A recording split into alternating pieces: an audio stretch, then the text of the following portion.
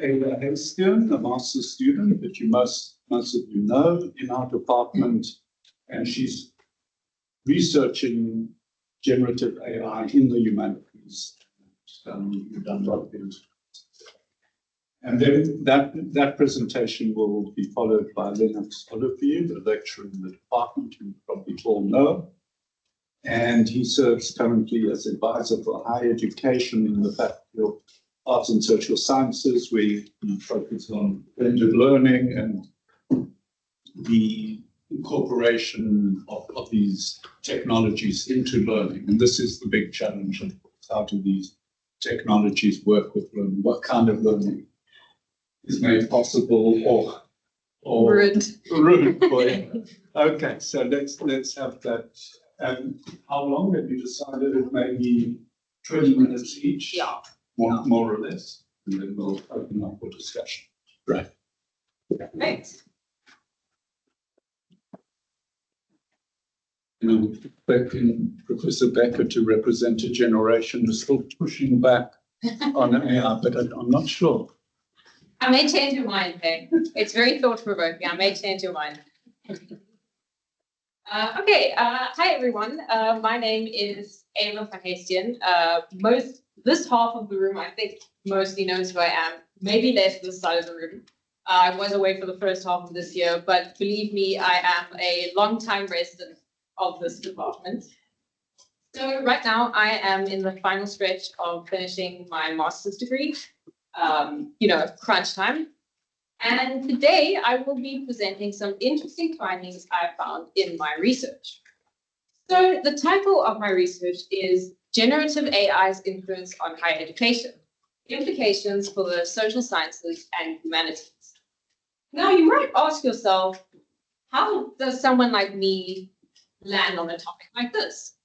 Well, I've always been interested in questions of the social and the digital and how these interlap, and human-computer interaction and human-technology interaction.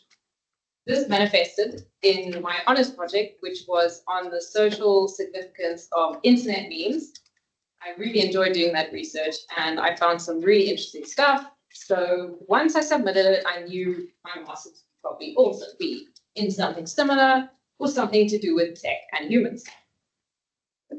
So at the end of 2022, I was on holiday and I kept getting this repeat topic in my newsfeed, like constantly. No social media site was safe. ChatGPT, AI, Gen AI. So of course I went, okay, this is clearly becoming a big thing. Let's see what it's about.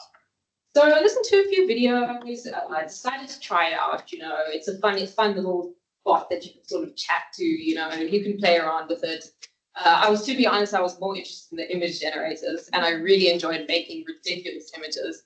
And I shamefully paid for 2 months of a journey just to make these ridiculous, memeable images. But I digress.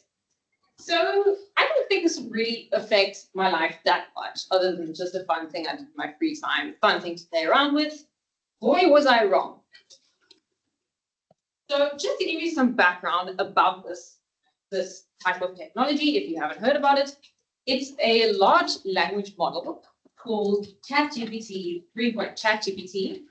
It was released by a tech firm called OpenAI in November 2022. And the reason why this specific technology, or it more likely can be called a platform in a sense, is that it's a significant advancement in the natural language processing. This means it's a language processor. It can produce human-like language when prompted, for example, in terms of accuracy, speed, and superior language generation. So this, in terms of AI as a sort of tech field, this is a big advancement. But the more significant thing about ChatGPT is it's free, public, and accessible, and anyone can use it. It's easy to use. And that's what people did. People started using it for language-related tasks like email crafting, making code, essay writing, and grammar refinement. You can just ask it, oh, can you please summarize this paragraph? Or I wrote this essay. Can you maybe just turn it into a PowerPoint presentation? Just language tasks. So I started tutoring in 2023. for first year sociology. And I remember at the beginning of the year, I didn't think this would have much of an impact in the university necessarily. But I remember the first tutorial session we had, we were all sitting down and the lecturer at the time was telling the class, you know, all the usual stuff you tell undergrads, don't cheat, plagiarism, this is plagiarism, please reference, etc.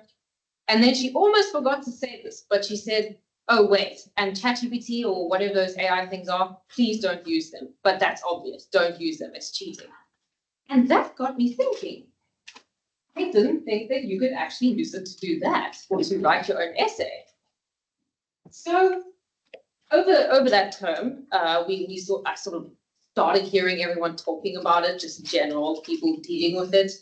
Then we had to mark our first collection of essays. And I thought, oh, students, you know, they're so scared of everything. They're not actually going to use this thing, you know, to write their essays. Boy, were we wrong. Yes, the first essay I wrote, I could immediately detect that it was ChatGPT that had written it. Some essays even had the classic ChatGPT tagline. Sure thing, let me summarize that. So, yeah, it was an utter influx of essays with AI sentences. Then I realized this was really becoming a problem, specifically and particularly for the arts and social science faculty disciplines. And I heard from sort of just around overhearing conversations, it was not just our department that was struggling with the issue. And I found this so fascinating because usually big tech and technological advancement is something that the hard sciences, the natural sciences, engineering are forced to sort of deal with and integrate into their daily workings. But I couldn't find something similar where the social sciences and humanities were presented with such a thing that they can't ignore, that can actually do something that we thought undergrads had an advantage. You know, there's always a thing like, if you're in the social science, you know, we need emotional intelligence, etc. So this is good. But we realized that actually AI can also do something like that. It can write, you know, like social science students. So this brought me to my research question. This research explores the implications of generative AI large language models on higher education disciplines heavily reliant on writing and reading.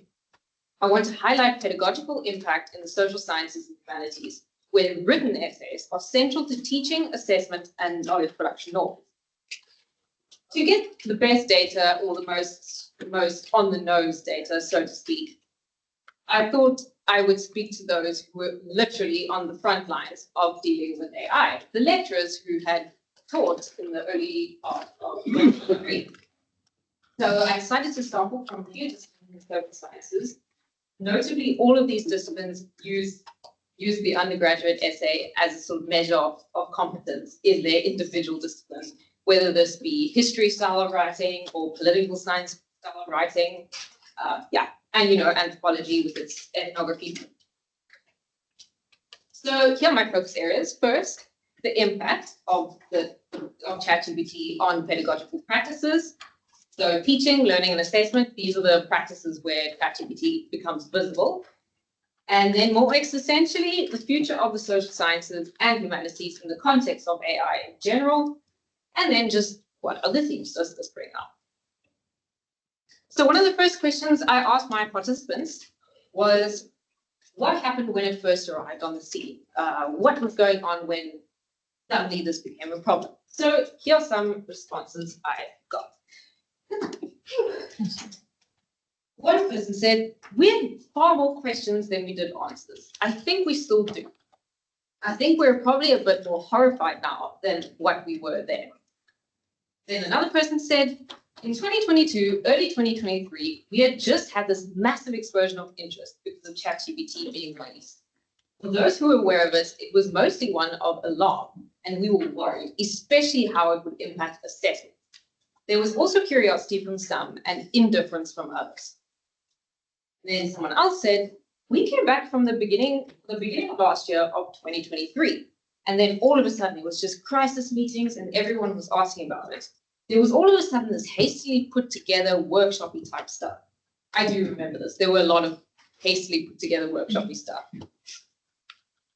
So here are some themes I picked up in my interviews, which are actually no longer preliminary anymore. So the biggest consistency with all the interviews I did was an almost emotional attachment to the essay as a core assessment mode. I know I had a participant who didn't even want to think of getting rid of the essay, just because it was sort of seen as the main way you test competence in that discipline. Then continued angst. So the angst is a huge issue, and I can say now that it is still a huge issue. So continued anxiety. And then, you know, with any technological entity, there are always those people that are a bit over enthusiastic about it. And I remember a lot of articles, sort of op-ed said, oh no, you can use this to improve teaching, you use it to improve learning, etc., integrate it into your class. All my participants said that this was a bit of hot air and it just didn't work in practice. And then COVID-19 did pop up as a reason. They tried to rationalize why students were using it. They said, oh, these students maybe had one of their years, their high school years, COVID, they feel inadequate, so they think the bot can help them, but in reality it doesn't. And then all my participants had autonomy in making decisions within their own module that they taught about the rules, and most of them did disallow it. So most of them said don't use it, and it gave a 0 for people who had used it. Most attitudes were punitive. I actually didn't speak to anyone who actually implemented it or allowed it. I just heard of other people that had allowed it. And then to adapt to the challenge, a lot of these lecturers tried in-person essays, although this was not quite practical as with large classes and just logistical issues like room size. Then they tried to subvert the chatbot ChatGPT's tendency to revert to old data before 2021, non-specific data, by asking specific questions, specific case study questions. Then oral assignments were thought of, but not actually implemented for the same logistical reasons. And then Turnitin plugin. So the Turnitin plugin is 98% accurate. It detects how much AI a student has used, but emphasis on 98% accurate. So it's turned out to be a bit of an issue because a student can say, but it's only 98% accurate, so how can you say I've used AI? So that's still a problem. It's still only 98% accurate. And then using it under restrictions, but like I said, not very common. So these responses made me think about a bigger question. How will Gen AI change the type of a graduate that a social sciences degree produces? One participant said, where we have the essay, that's the bigger question. So we'll be the hardest hit already. It is going to do the most damage to the most core skills that we try and equip our graduates in social science scholars with that are so important. So a lot of the practices in the social science assessment and learning is very much tied with what they want a graduate to be able to do with the degree and expertise they have. And in that is writing a critical thinking, writing an essay, and an essay is seen as the thing that tests that also. But now, with that quote in mind, yes. Sorry, I was just stretching. With that quote in mind, I am an ex-anthropologist, so I'm going to give you an anecdote about my brief and actually willing return to undergrad. So at the beginning of this year, I just had the crazy idea of going to do an exchange all the way at the University of Helsinki in Finland. And here it was quite funny because all of a sudden it felt like I was back in undergrad. I was taking undergrad subjects, my friends were undergrads, it was completely interesting. And I remember the first class I went to, an undergrad class, I was on the receiving end of warnings, do not use it, we can always tell. So I found that vaguely amusing. And I remember after that class, I was walking home with two peers who were doing their undergrad degree at the time. And I asked them, because I didn't have that power dynamic that you can't, as a tutor, ask a student about the AI use, because there is a bit of a power dynamic. So I took advantage of not having the power dynamic, and I asked them, and they both said, yeah, Yeah, we use it. We use it all the time. In fact, especially for written assignments. And I almost had the knee-jerk reaction of saying, oh, yeah, no, but you shouldn't, it's taking away from your learning. But instead, I actually reflected on my own comparative lack of use of AI and whether these two friends using AI to do writing necessarily made them worse social sciences or humanities students. So here comes a more existential thought.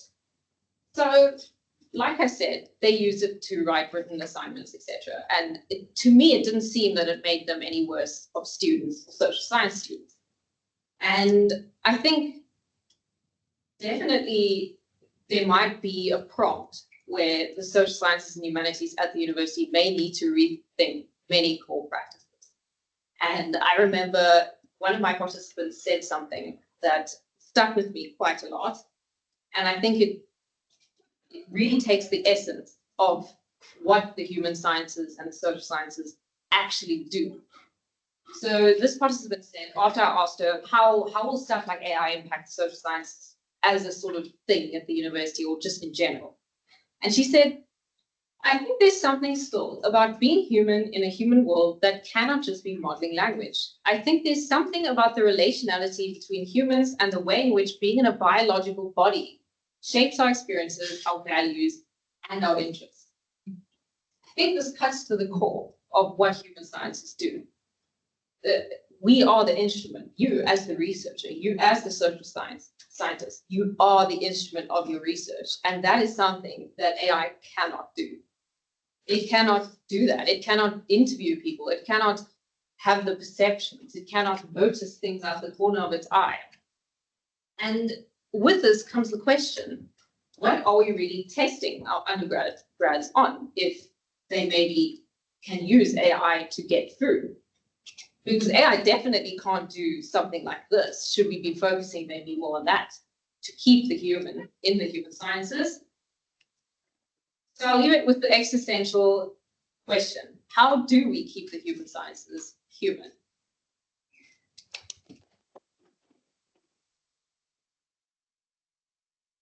Thanks very much. So let's go through to Humanities. Can I just post it? Your first. Photobomb. Thank you.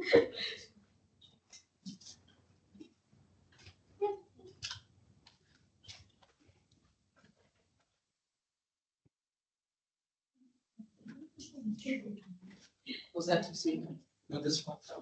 Let's see if I can get it to over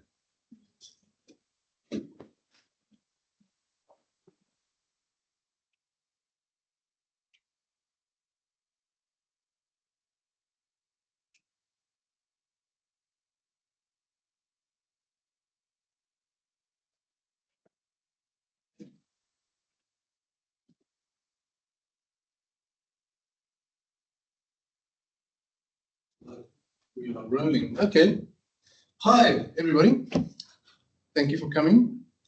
Lennox Olivier, I've been introduced. But yeah, so maybe just a bit of context.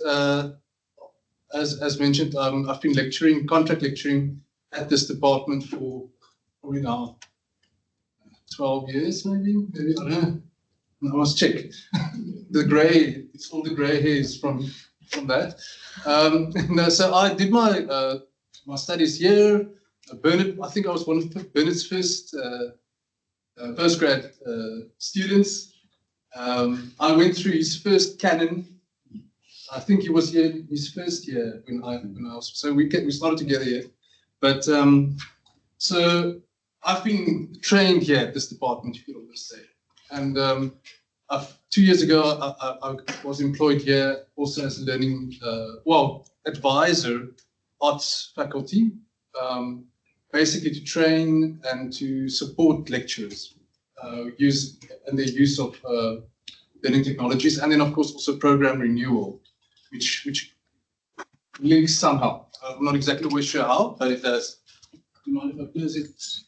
So my experience has been, everyone's been talking about all these crazy workshops all of a sudden and anxiety. I was centering that stuff. I had to help arrange it and I had to present those things. I had to really throw all my weight into this problem that we have with AI. So I'm going to speak from that, but I'm also going to speak from a lecturer's perspective.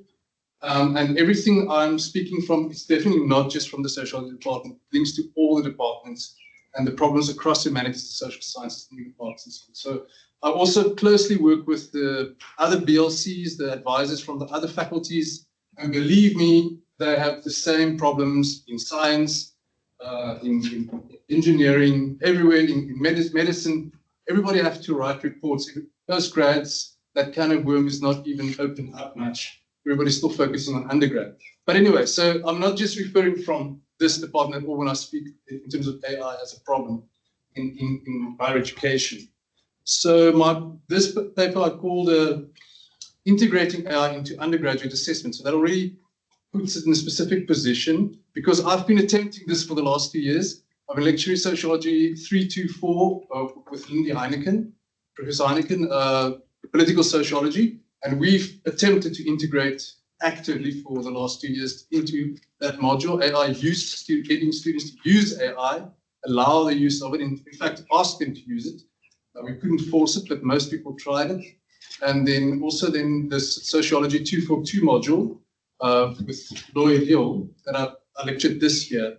But I've also been part of that module since its start in communication for, I don't know if it's 7 years or so. So that has evolved a lot until today where this module, Sociology Communication, really has a large focus on educating the students on AI and what it is, you know, and AI integration is one big part of that module. So the first thing I wanted to just mention, this was a slide that was at the end of my presentation. I decided to throw it in here. And I just want to make this statement. I think we're way beyond the basic need of, for AI literacy. Is AI getting close to reaching human level intelligence is actually what's happening now. Everybody's asking that, is that possibility? How long will it take? And which they then call AGI. So we're way beyond, I think we're really catching up in the academia in terms of AI and what's happening out there, Then Stefan Blanchard warns about AGI emerging within a very unstable global context. And I thought I'd put this first, because this is the legacy, this is the next generation's inheritance from us, okay? And autonomous weapons with a mere hope to retain human in the loop as final decision-making is on the table, right? We have massive expansions of AI-enabled surveillance, okay? Don't have to say for code, but, platform capitalism, Shinosek, which we're talking about now, is peaking, and then of course data incorporated. I mean, okay, unlimited presidential powers, regrowth of nationalism globally, increasing potential for global conflict, growing inequality, increasing refugee flow, blurring between real and digital, okay, and then of course global warming was one of the environmental issues. So this is what we're leaving the next generation with. It's quite scary, actually, if you think about it. And then the question, this also I had at the end, I want to picture in here, it might make sense just now a bit more, but I think we should carefully consider how the use of AI in higher education may result in stabilizing, fixing, normalizing, and uncritically reinforcing inherited meaning and dominant representation of information and knowledge, okay?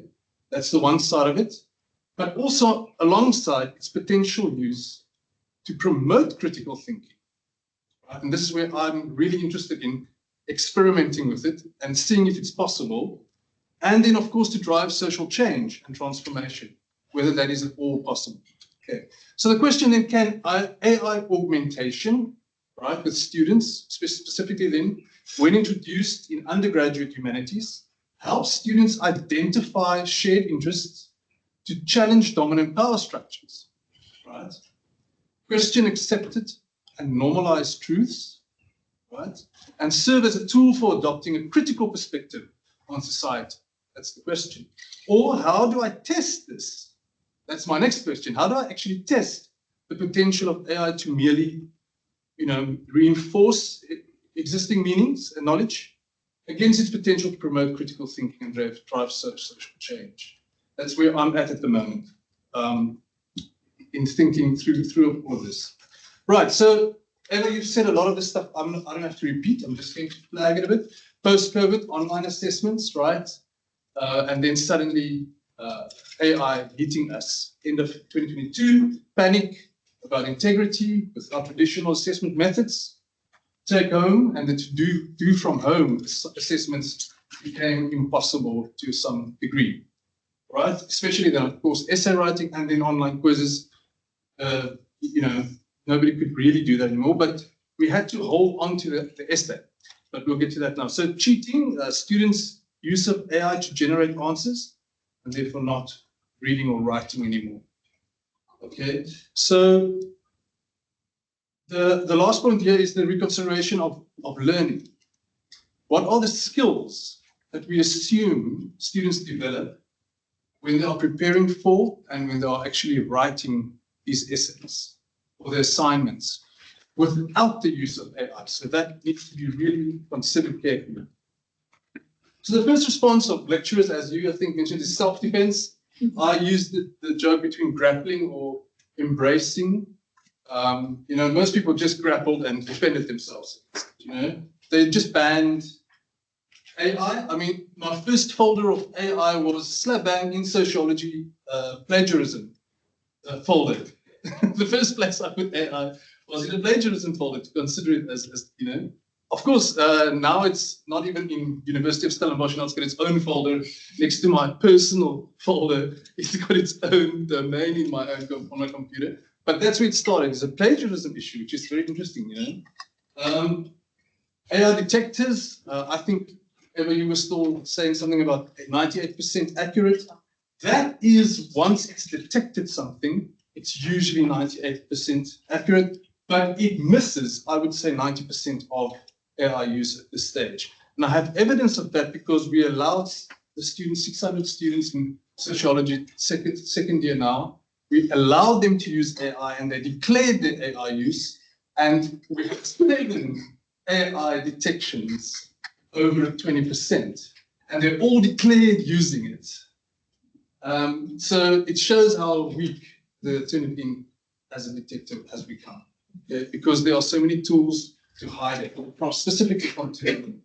Okay, so punishing students who used it, deducting marks and even giving a 0, that's still being done right now. It was done last term in our department as well. And then, of course, this whole AI policy development that took place on a faculty level and also the university level, positioning specific types of use of AI as a type of plagiarism, right?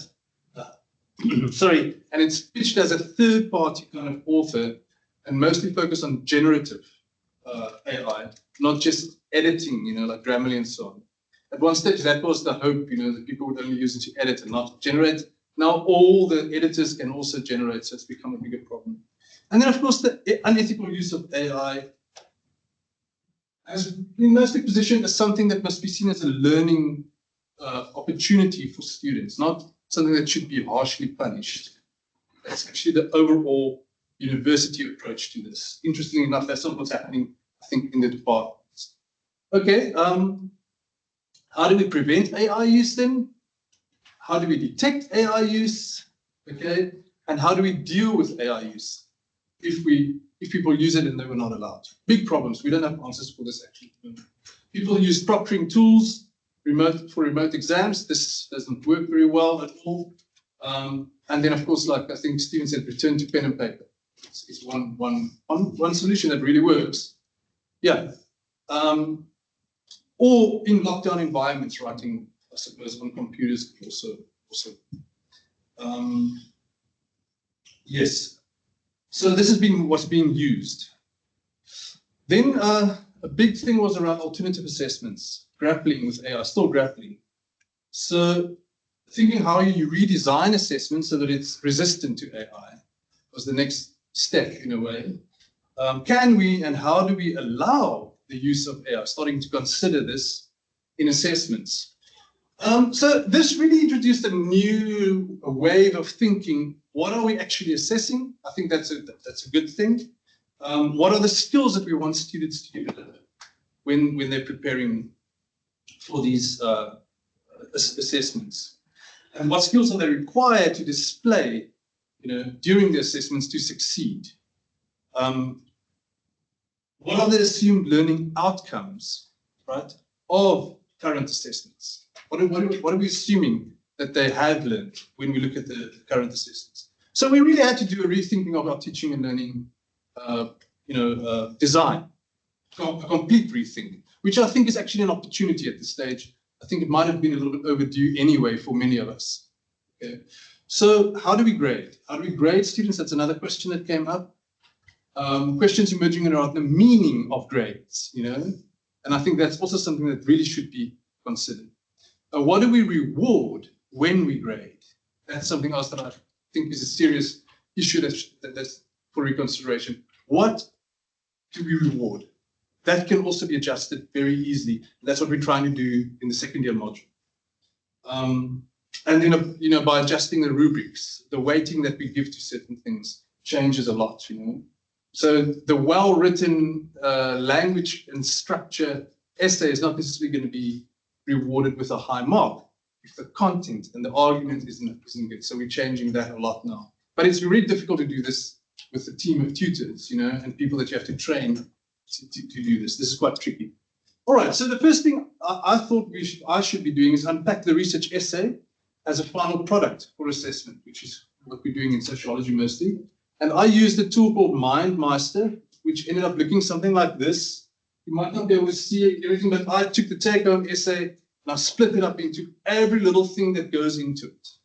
And I mean, this is not even halfway where it should be, but some interesting things that came out, of course, is the idea of critical thinking, assessment and editing, application, and then, of course, alternative writing activities that could be used. Something which I really liked is the idea of creating e-portfolios where people can reflect on their studies and things like that. That's really useful. All of these things I thought through to rethink the essay and see what are we actually doing with this essay? What are the purpose of the essay? Okay, what learning has taken place and what learning actually takes place during the assessment. Okay, and also after the assessment. So how are we even sure that we are assessing what we set out to assess? Has any learning outcomes been achieved? What skills are being developed? These questions repeat. Very few module outlines in humanities actually specifically or explicitly write academic writing and reading or critical reading and writing as an outcome. It's just assumed in a big way. It's not put in as a course outcome.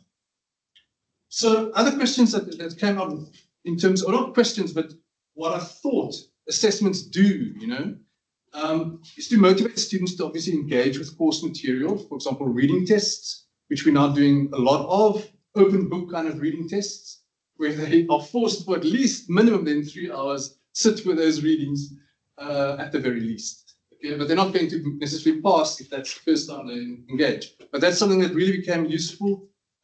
Assessment to provide opportunities to be creative, okay, and apply theory to real world.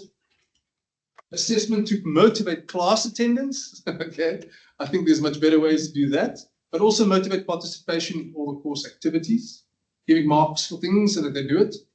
Then assessment to facilitate students to practice academic reading and writing, practicing it to do it, to guide and facilitate their first attempt at academic research, and to engage students in critical reading, critical thinking, critical and creative writing, and that's a big focus for me going forward. All right, so the need for AI skills. Now the question is about embracing.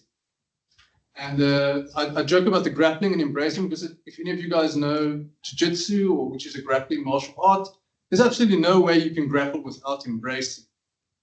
I think the goal is maybe just slightly different, But yeah, so that's in a way where I'm going with this. I don't think we can grapple without embracing for much longer. We have to really think about the future of augmented intelligence, or what they call co-intelligence, where students work with AI. Right. So, but the question, big question, what is at risk, right? What skills are potentially lost if we allow this? And this must not be taken lightly. This is a very serious question, and I think this is what the debate is all about within our faculty at the moment. There's this group of people who are just saying there's too much at risk, we just cannot allow it. If it's allowed to be allowed, it must be much later on. And I think that's correct, but I also think that there is a space to teach students about AI and its risks at an earlier stage. But I'm not sure where exactly that would be. Sorry, I'm just drying up here. All right. When does AI use become acceptable for students? When is it too soon? When does it become beneficial? It's a question, I don't know. When is it too late? Because I think there's a point where it becomes too late as well. Because we're just leaving it up to them. They're going to do it anyway, right? So it's like, they're going to do it anyway. Shouldn't we get in there earlier and guide it, work with it, okay, work with students and the use of AI? The question between generative AI and, of course, just editing AI, Grammarly, which is just helping you edit. There's even Turnitin now has got a split. If you get an AI account, the one would say this is generated AI. The other one would actually just say, no, this is just edited. This is just paraphrased.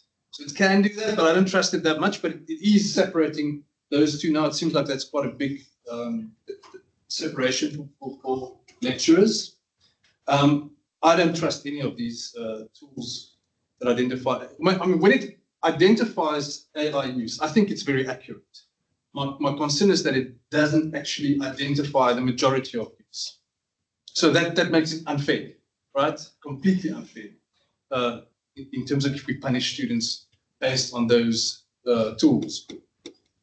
So lecturers, I think, need to become AI literate very quickly if they want to stay relevant in a way with what's happening among students. Not in their fields necessarily, not in their own skills of writing really, but with lecturing, what's happening out there at the moment.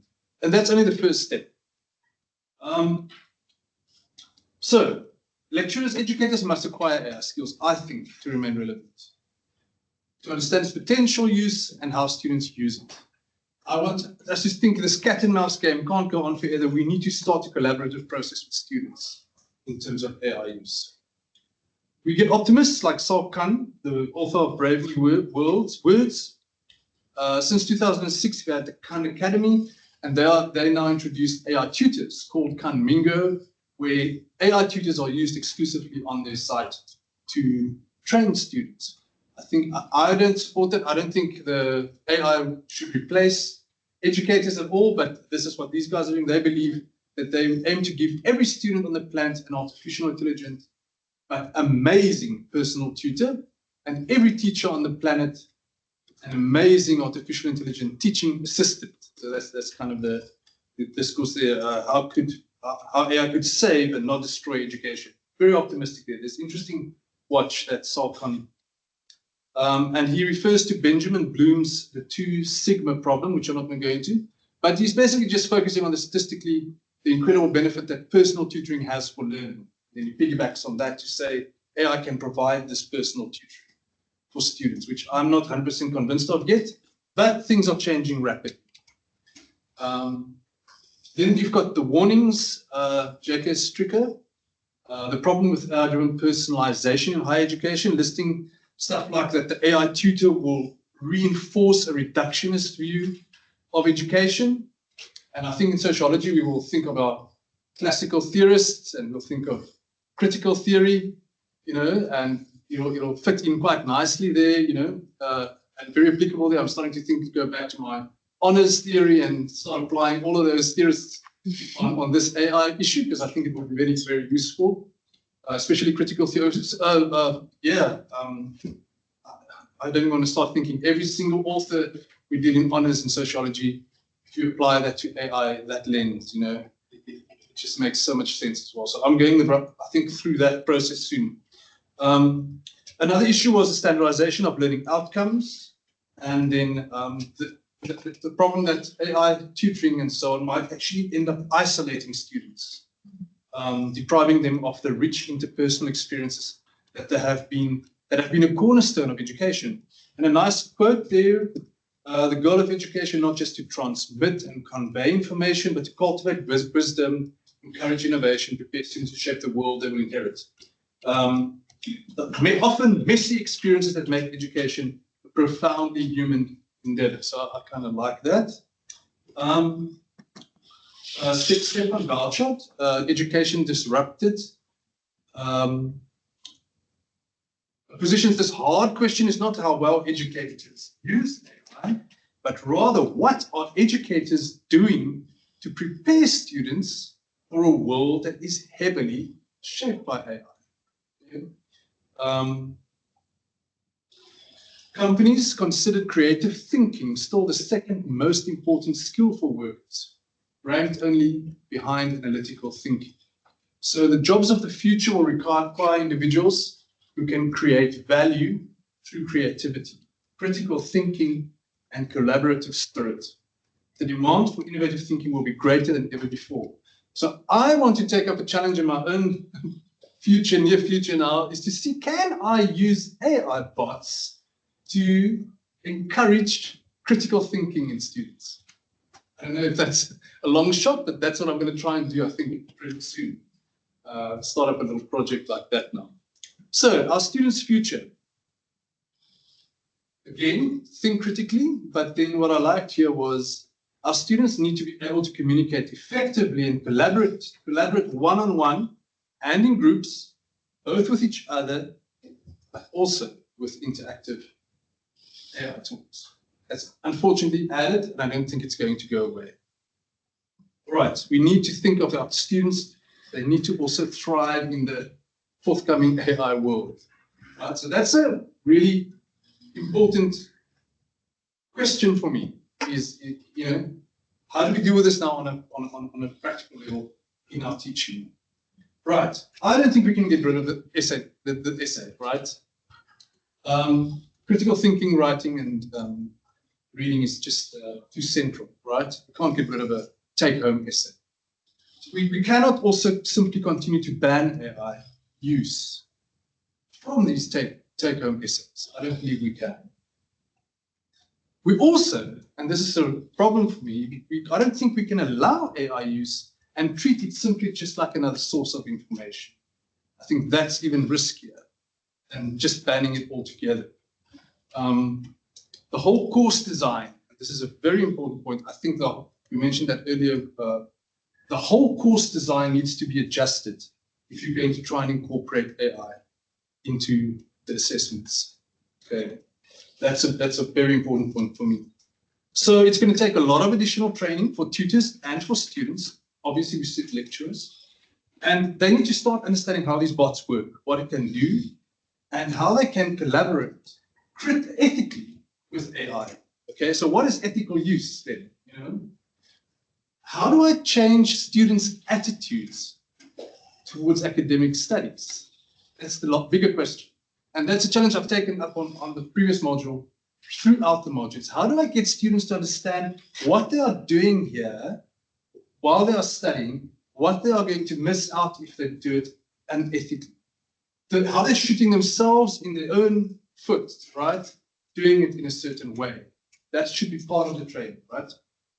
And I've tried. I don't know how successful I've been, but it was a big focus in my approach. How do I maintain the focus on critical thinking and writing skills as a crucial outcome of the module? Because the moment you start bringing AI, that can go out the window if you're not careful. Okay, so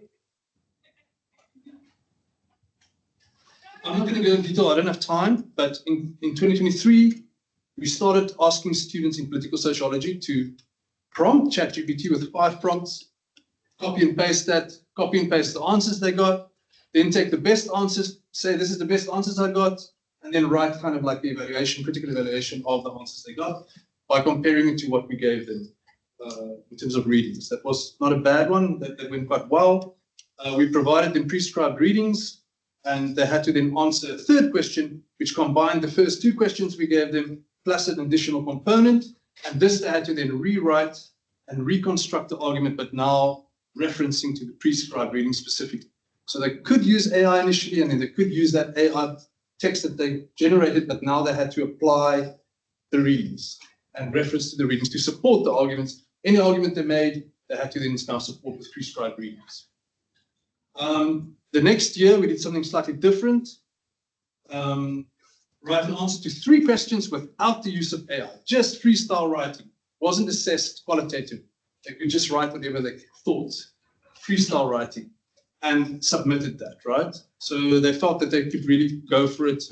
Wasn't that some of them did a terrible job because they thought it wasn't going to get marked so much, but that affected them later on. But then part 2 was they could use any AI tool then of their choice to rework this essay that they wrote for them and see what that came out, right? And overuse or the use of additional generated text could then be easily seen, and they couldn't actually do that. They could just edit or have the bot rewrite it for them in an academic style. No reference to AI was allowed, but they had to reference every claim they made. Every bit of information they gave, they had to then reference, so that to go back to the prescribed readings and support whatever they said. Or they had to omit it. They couldn't say anything that they couldn't back up. Okay, and then political sociology. Oh yeah, sorry, this is the same one. We also had a question in where they had to write a theory by Michael Mann, where they had to then compare his theory and align it with previous theories that they've done to say how Michael Mann draws from the previous theories. This was bot resistant in the sense that the bot really couldn't do this unless you spent a lot of time with the bot, more than it would have taken to do it yourself. So they couldn't actually just use the bot to answer the question for them. And that helped a little bit, you know. That essay was quite successful at the time.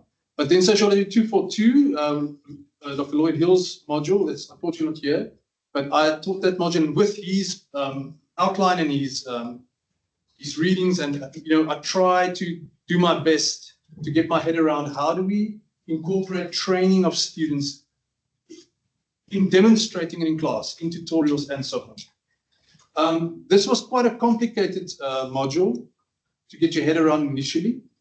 And so they wrote by hand in a tutorial, for example, 1 bit. Then they had to write an essay whether ChatGPT is a platform, and they only had to use 2 readings. We found these 2 readings. The first reading was all about platforms, the second reading not at all about platforms. And if they didn't use both readings, they failed the essay. They got 40% max if they didn't use both. And we really used all the bots we could. None of the bots used the second reading because the word platform hardly comes up in the second reading. So it was very clear for us who actually didn't do the second reading. And all of them failed this essay to their dismay, but that set them up for the next essay, where they had a very different approach again. They were given 35 readings in total that they could select from. They had to write an argumentative essay where they basically had to say, do chatbots like ChatGPT understand language? That was the question. So it's very open. And they had to then select at least 3 core readings and 2 additional readings out of these 35 readings. And they got really a lot of marks were allocated for selecting good readings. They actually got good marks. They couldn't get above 60 if they didn't select at least 3 or 4 of the readings that I thought was the most relevant. Because if they went through all of the readings, they would pick those, you know. So picking the correct readings was a big part of the challenge and was rewarded. And then the argument was rewarded. Not fancy writing, not great summaries at all. Very different rubric, which I don't have time to explain in detail, but I think if anybody's interested, Lloyd is the, I think, mastermind behind the rubric. He can also explain that very well, and I think it's worth investigating.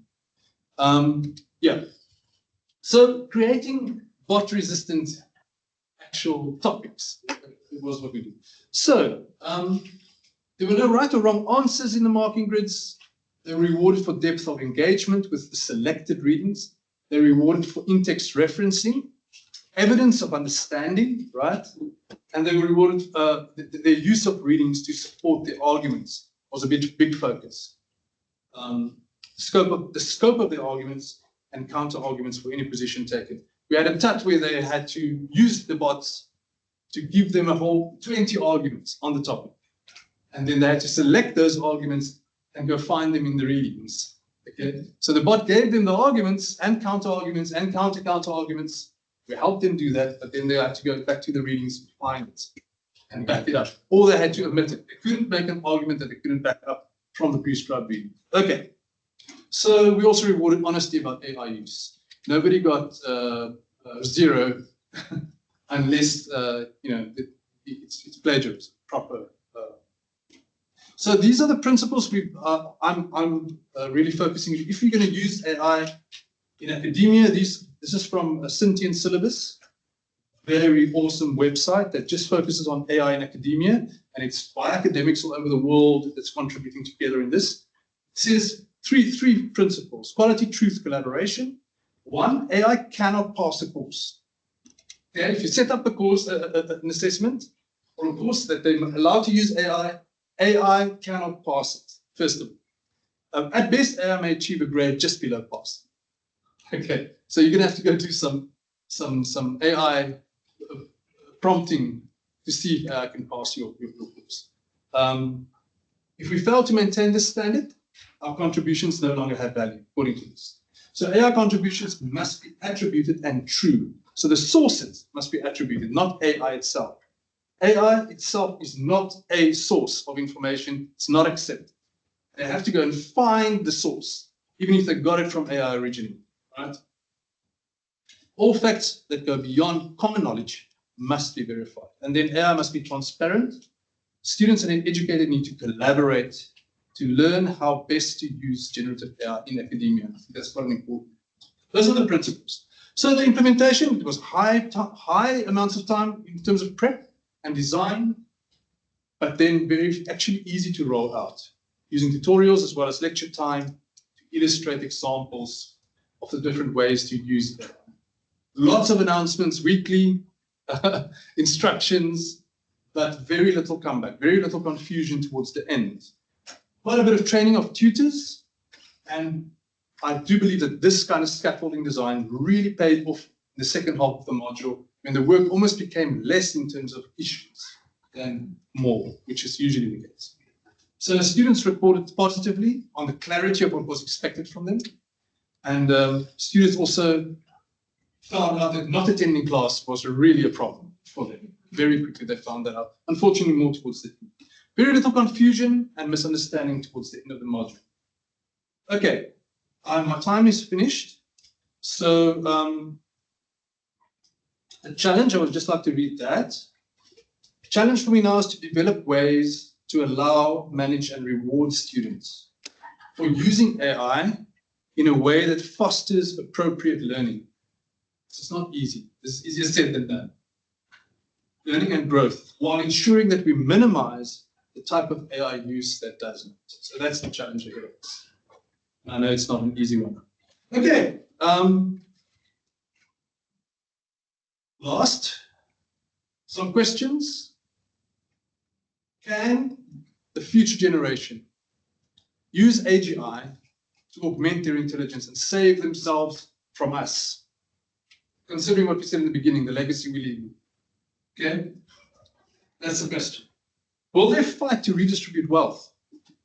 Will they try to get off this rock? Maybe. Will they prefer to hang out in virtual worlds? Right? Will they send a copy of their digital selves to meetings or to classrooms? Okay. Will they want to live to be 200? What do you think are they wondering? That's the last question. And then I put a bunch of questions that counters those questions more academically about artificial intelligence ability to perhaps challenge oppression and promote human liberation through critical consciousness. Can augmented AI help us to review underlying structures that shape human culture and society? Or will it only contribute to obscuring them further? Will AI technology, will AI be the technology that concludes the centralized surveillance and control over information? Will GAI assist in deconstructing meaning, identifying the hidden binary positions, and help reveal structural instability, hierarchies, and power relationships in meaning and language? Will AGI technology be allowed to fully demonstrate its power to shape human knowledge in the future, right? And reveal the institutional agenda behind its owners? Okay, thank you. Right. Thanks very much. Right. Thank you both for excellent presentations and raising lots of questions. So we have more than enough time.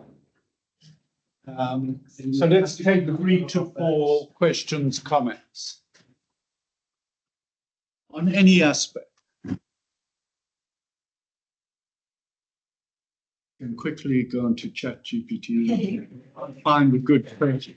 What should I answer? So the AI tools are great. They can actually summarize they can transcribe as we go and summarize it all for us and ask us something. It would be nice if we just sit and watch the movie. That's right. That's the problem. That's the problem. You're leaning into a question. Yeah, we want lots of student questions, actually. Then we're ready. Nobody is going out of this room without asking a question, commenting, critiquing. How's that?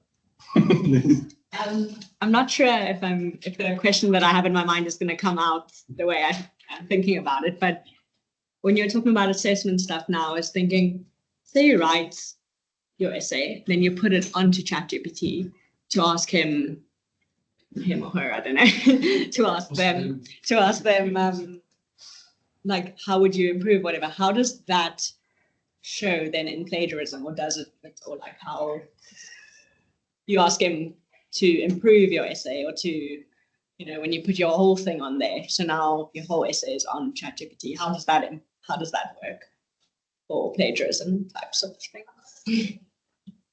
Okay, that's one.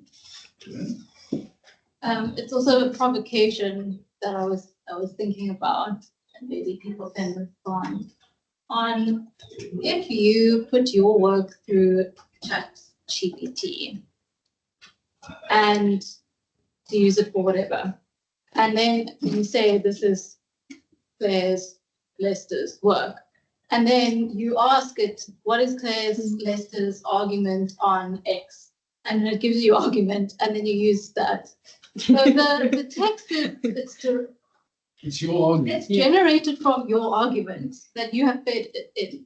But then when it generates it, it is now AI generated, even though it's derivative from work that you put in. So I think that also raises interesting questions around authorship and copyright, because I know that a lot of there's like publishing houses and also writers and authors who are wanting to sue, or who are suing ChatGPT or one of these companies to say that they are basically the AI is learning from their work, from their creative outputs, and then is being used to generate income for this company. And so people can use it to say, oh, write a thing in the style of this person. So yeah, maybe some other inputs on that idea would be interesting. Okay. Can we go with Professor Becker, and then we'll come to you? Yes, thank you very much. I mean, I found it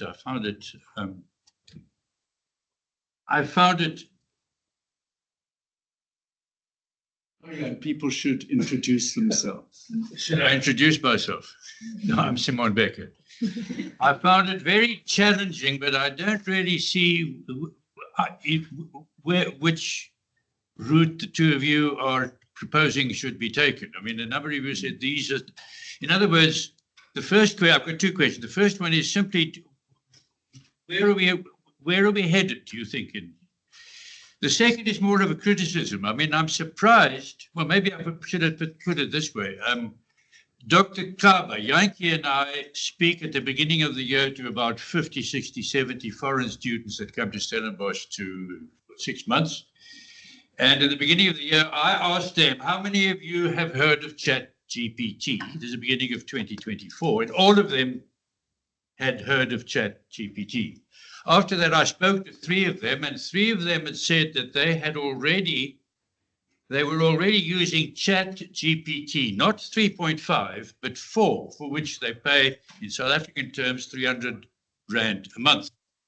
And that led me, in terms of what the first speaker said, to the question of, if I have a question about the war in Gaza in 2024, if I use ChatGPT 3.5, it's going to tell me we can't tell you, we don't have the data. And if I've paid for ChatGPT 4, it's going to tell me much more than ChatGPT 3. My question is the inequality of access that students have now and in the future to ChatGPT. Neither of you have addressed the assumptions both of you have made in your presentations is that all students have got equal access.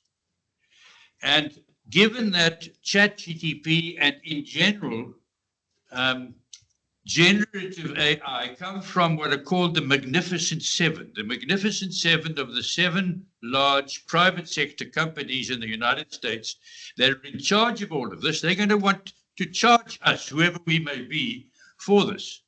So there is certainly, in my mind, an issue at our university, at different universities, now and in the future, of whether there is equal access for students. That's my question. Thank you. Yes. Just a simple question. Introduce yourself. Oh, I'm sorry. I'm Michaela, second-year master's student in this department. Does AI actually produce new knowledge? Doesn't it just take what's already out there in the internet that you can just search yourself? Or does it produce like, oh, this is the new thing and it's real? I don't know if that makes sense. No, makes sense. We can take one more question, comment, and introduce yourself. I'm Ella, I'm an honors student. It was more a thought of, I wonder if the over-reliance on AI would not perhaps I think what we see is a lot of students get pushed through, and then I feel like at like a 3rd year level, they're being asked to do work they don't actually have the skills to do. And then they turn to AI to do it, and then it doesn't do it that well, depending on the assignment, but then they still pass and then graduate. And I'm curious as to I think in 1st year, some people they take modules because they have to take a certain number of modules and they don't really care about the module. So then they they don't utilize that 1st year, I guess, properly. But then they pass and then they get put through to the next year, and then the same sort of thing happens where in reality, they don't really have the skills that are kind of required, it seems, but then they get pushed to go through the next year. And I'm wondering if part of this AI use is I'm sure part of it is people, they don't want to put in the effort or something, but I think part of it also might be people are genuinely struggling because they've got to a place where I don't think that they should have got to. Yeah, I like that question. I think it gets to the heart of it. I remember with undergraduate teaching to write, learning to write from high school to university level is such a task in itself. And now we're just adding this whole other system. So anyway, let's take a few. You're going to have to answer quite concisely because we're going to take a lot. There's a lot of interest here, I sense, in the role. And if that's okay, we take more than usual. Okay. So just jot down. And please introduce yourselves. I'm Alyssa. I'm also an honors student. And I kind of not a new question, but kind of concurring what Ella said, is I do think that in my experience, I was teaching for 2nd years this year. And a lot of the AI use that I was found, and after talking to students and after they came was detected, and then coming being oh, I'm so sorry, I didn't realize this was It's the fact that they don't know how to write academically. So what they do is they understand what the definitions are, they understand what the arguments are, but they don't know how to take those two things that they know how to use and write it academically. So the prompts they are using is, this is what this means, this is what this means, this is my argument, can you write it for me academically? And I don't think that the skill, like, that's the insecurity that ChatGPT is filling out, just like how Grammarly is curing the insecurity of being able to use proper grammar, being able to voice your concerns in a concise way. ChatGPT is there to write academically and not necessarily to give the answers. They have the answers, they just don't know how to write it. And I don't think by changing the way we assess them is necessarily going to teach that skill. So. Nirali, bouncing off a little bit of your question, I also wonder how much your own intelligence sort of plays into it with trying to figure out the prompts, because a more confident student may put in, how do I structure the essay rather than writing it for me. So I wonder how much your own intelligence, your own understanding, and knowing how to use the tool actually plays out, because someone who's not as confident, you may get them to write an whole essay, but the essay is maybe just under a pass or just a pass versus, you know, a different type of student. And then I was also wondering about, like, I mean, we've been using grammar correction tools. I mean, Word had it, in the ages ago. So I wonder what, like, an actual difference something like Grammarly is playing if you're not using it for generative text, but rather as a grammar editing tool. And do we actually have that much to worry in terms of language models? I mean, ChatGPT can't even tell you how many R's there are in strawberry, right? That whole dilemma. And then also interesting, sorry, just to note your question, I've got 3.5 and I just put in about the Israel and Lebanon this week, and it seems to search current news sites, which I thought was quite interesting. So I also wonder about the bias of which news sites, you know, and the bias of the information that it's generating. I know last year when the conflict in Israel began, there was a whole thing about, you know, this is what it says if you ask about Israel, this is what you said, what it says if you ask about Palestine. So when I put in Lebanon and Israel, it popped up with Irish news. And I was like, very random, but yeah. Very interesting. Yeah. Okay, I'm sure there are many more questions, but let's give you a chance. 7 already. 15. I'm gonna have to get the bots. That's right. You want to have a go? Yeah, I'll have a go. So where are we headed? Wait, who first? Oh, a few questions ago, I think somebody asked something more existential, like where are we headed?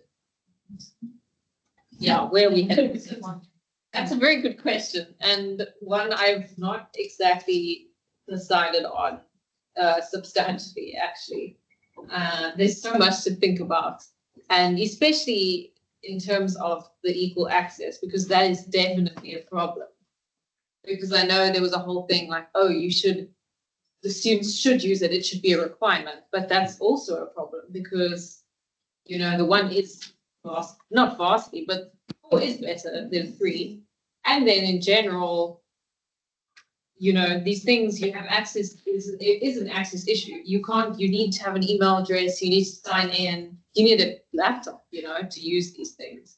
And you need internet, etc. So yeah, no, that is definitely sort of the underscore of this issue here specifically. So that is an important context to take into consideration, and something unfortunately my research is a bit shorter, but something maybe to include in a more PhD type scope of this issue here specifically. And you can't use your Stellenbosch account to log into like Otterbox. Which account? Your like, you know, you can use your Edge account, Microsoft account. You can't use it for a lot of the AI tools. Oh, can't you? Okay. That's interesting. So you need a personal too. No, so the university IT, I think is bad. And then, Do you want to? yeah, I'll give another go, but yeah, some of these questions I think Lennox might be better at asking when it comes to in practice, at the university. Sure. But yeah, pushing students through, yeah, I think you probably have more knowledge on that. Okay, well, let me just see. So the first question was about improving your essay and how does it show on when you just put, I don't know who asked it, yeah, if you just put your essay, your completed essay onto ChatGPT and you ask it to comment or improve it for you, right? Then it's on there. That's what I mean. Then it's ChatGPT has that now. Yeah, so I don't know exactly if this is correct, but ChatGPT and the other bots all claim they don't use what you put in because they see it as gray kind of data. They don't see it as confirmed good information. It might be lying there in the data. I don't think they delete it. It's left for you under your, but I don't think it's necessarily used. Yeah. I think there's a protocol filtering system of what gets used, and so on, right? So it will not come up as plagiarism, even if you do that ever, because it always regenerates the text. Yeah. And plagiarism, in the way we deal with it, is just similarity. So we need to understand how our similarity tools work. It's not actually plagiarism per se, it's just a similarity index. It just shows words that are the same without being quoted, right? Or referenced correctly. So I don't think it'll come up as a similarity or plagiarism later on again. But that doesn't mean it's, not there. Yeah, exactly. No, I'm just wondering. So that's a practical thing, I think. Then what is your argument? That's what you asked. What that ChatGPT, if you generate an argument and you give it to ChatGPT, and then you ask it to, is that then copyright issues around that? That is incredibly important because that's your work that you are then editing or reworking with the bot, right? Then it's not ChatGPT generating information for you that it drew elsewhere. It's yours. So how can that be unethical? So that's why Lloyd, for example, moves completely away from the idea of chatbots linked to plagiarism, completely. Unless it's the bot ghostwriting for you and you cut and paste it, then it's a type of plagiarism because you're not acknowledging it, right? You're not referencing saying this came from a bot. He's saying we must speak about, and I agree with that, and that's what the department and the faculty, I think, has adopted, is that it's unethical use of AI rather than plagiarism, right? So you can use AI ethically and you can use AI unethically, right? And we need to be quite clear about what would be considered ethical and what would be considered unethical. But that's not fixed. It's not fixed by the university yet. It's not fixed by our faculty yet. I think it's decided on a case-to-case situation, right? If that makes any sense. So the link to plagiarism and copyright is a different concern, I think, altogether. Okay, what route should we take? Was that you asked that, and where are we heading? I mean, this is what I'm trying to say. Is I think we're heading towards a space where everybody's going to start using the bots to write in academic style, whether you know what you're doing or not, whether you're good at it or not. People are going to use the bots to do that. And it's going to become harder and harder to differentiate between good writing and bot written. By someone who just prompted a bunch of stuff and it came out quite well, right? Because not all of us write well either. I mean, the students who are writing on their own without bots, even if they've trained for 3 years to do it, still end up writing horrible stuff. They just never get it right sometimes, right? So then someone else just prompts, doesn't know much about the topic, but they're good at prompting and good at, and they end up with these amazingly written essays that sounds really good. So I think we're going there. That's what I'm saying, is that anybody can learn to use the bots to write a really good sounding text. And this is where my focus comes in, and how do we assess? What are we rewarding, right? I don't have an answer, but I think that needs to shift. What we used to reward is not, the bots can do a lot of that now, right? So we're going into a space we have to rethink how we reward written work. That's the one thing.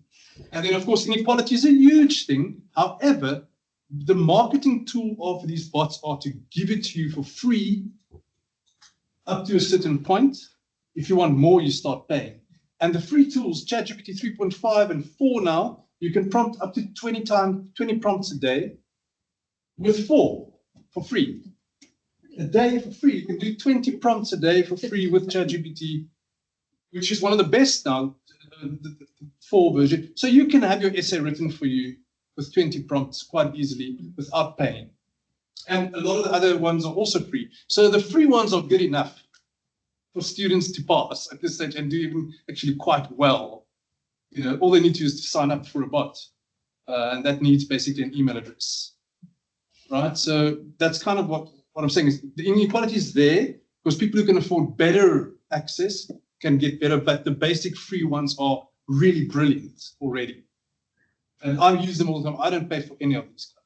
I don't have any paid accounts for AI, and I use all of them, free versions of it. Okay, and then does AI produce new knowledge? So that's a little bit of a. Did you ask? Who asked? You. So that's a little bit about the tech behind it. I don't think it really produces new knowledge, but you have to then think about how do you define new knowledge, right? The bots are getting quite good at combining, if you prompt it to combine concepts, to be critical, comparing concepts. It does that stuff quite well nowadays. Last 2 months or so, it's really getting good at that. I asked it some crazy questions. Do you think that this theory could potentially link up to this one? And it makes good links, right?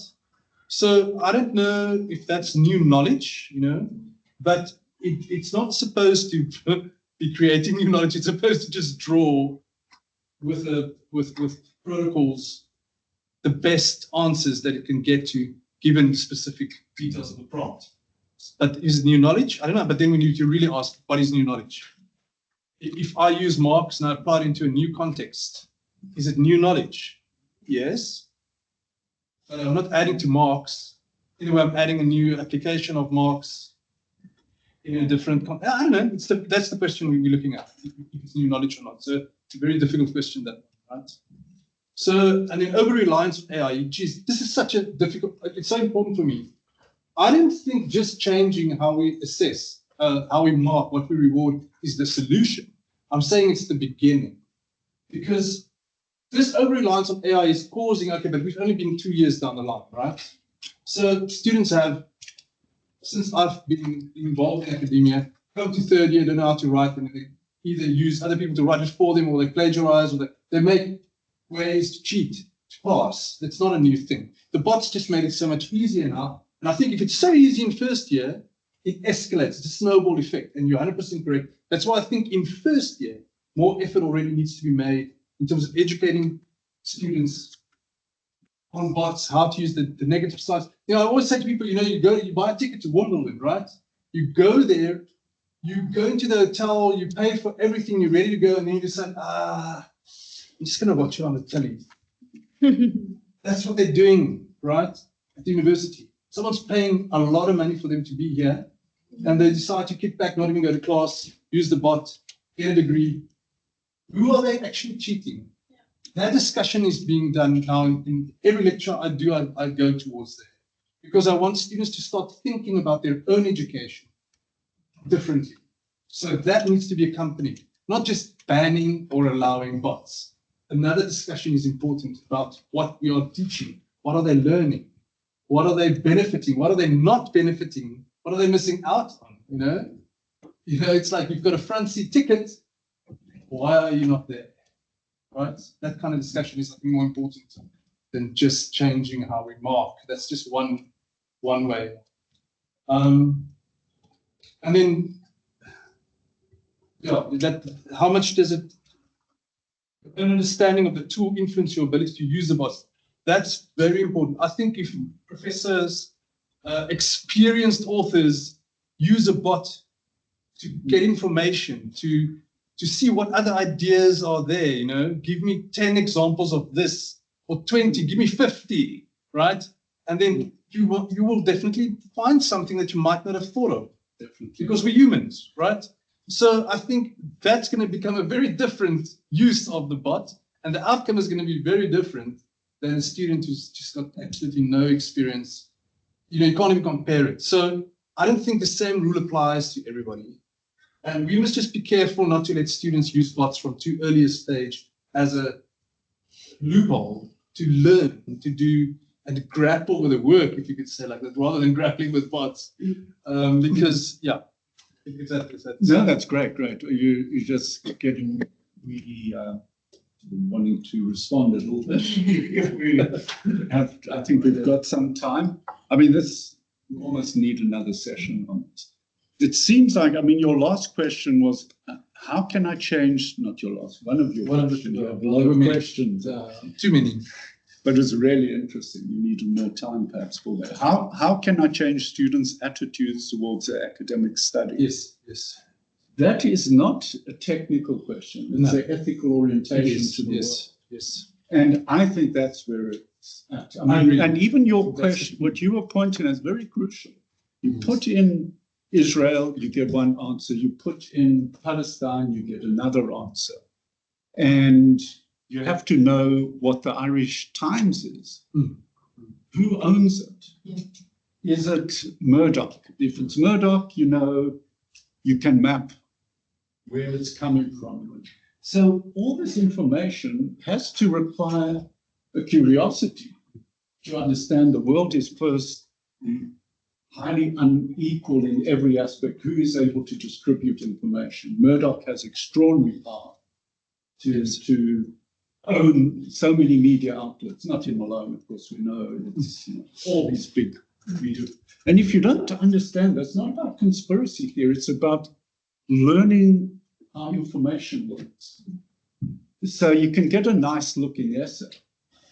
But for me, that's the most awful world to live in, where students think it's okay just getting a nice looking essay.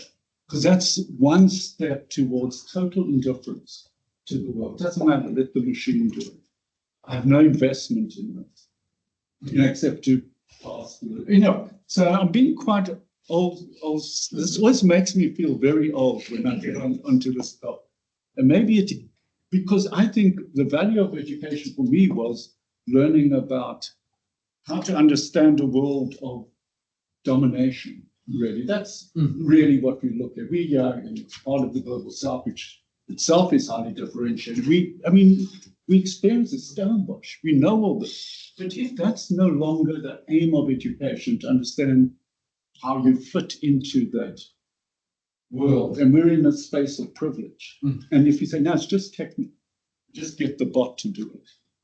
Yeah, it's such a... That's almost like giving up. To some extent. Giving up because you haven't even... You haven't started, yes. So you're not even aware that the bot sidestepping the whole process. I agree that the bot is not innocent.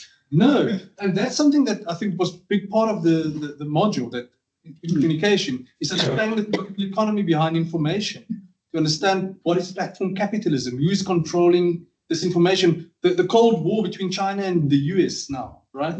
In terms of controlling technology. And AI is now at the front of it, Maybe that's where you start. That's where you got to start. Make people aware that nothing is just neutral or it's not just knowledge, It's never been information. It's in fact it's information, but it's loaded with historical inequality. And we're just accepting it as information. We're not critical about it anymore because it's going through the bot now. The bot's not that critical. I'm trying to think, can we train bots to be critical? And I think it is possible, but you have to isolate it. You can now build agents that use a specific information, and you can train it to give specific focus. I want to experiment with that. I'm not saying you can, or I'm just saying in a similar way, that education was at one stage considered as state, method of control, right? Is the education system. But what are we doing here in this department? We're saying no, we're actually trying to teach students to be critical. So in a way, could a bot then be? Yeah. It's a fascinating. Do you understand? I get it. It's an argument against technological determination, that the machine has a direction and can only go in one direction. Yes. But we know technologies can be used for many different purposes. So there may be ways to do this. I don't Maybe, know. and that's what I'm interested in, in the potential of that. No, I think this is a really great topic, particularly students will engage in probably more in this session than generally. It's generally the old timers like Professor Becker and myself that dominate these spaces. This was quite a nice way because this is happening in real time. And we're trying to make sense of it as it's unfolding on a, this thing's been around, what, 2 years? Yeah. Yeah. Anyway, so thank you both very much. And I think this is the start of more coming back.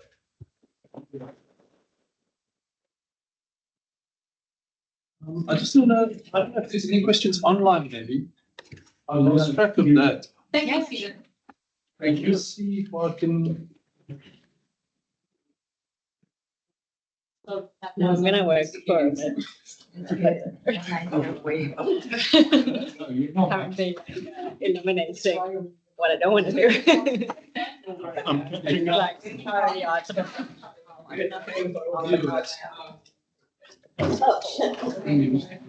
Like they're just like, no, there is no, but I mean like even in the Very, very. anything except out of I don't want to stay in academia, so I'm quite agree. Yeah, some of the things like that. Yeah, because I'm like, okay, I wanted to kind of align with my interests, and then I don't see my fully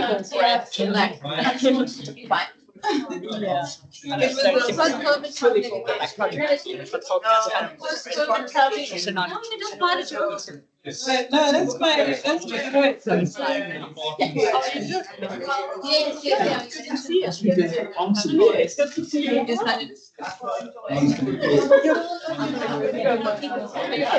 Yeah. Deciding what I want to do is the rest of my life. No. Yes, we do. Thank you very much. Yes. I'm hoping taking a breather as well. Just keeping my eyes and ears open. That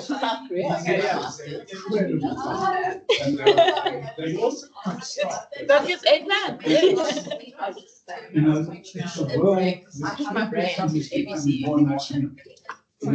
wouldn't want to work with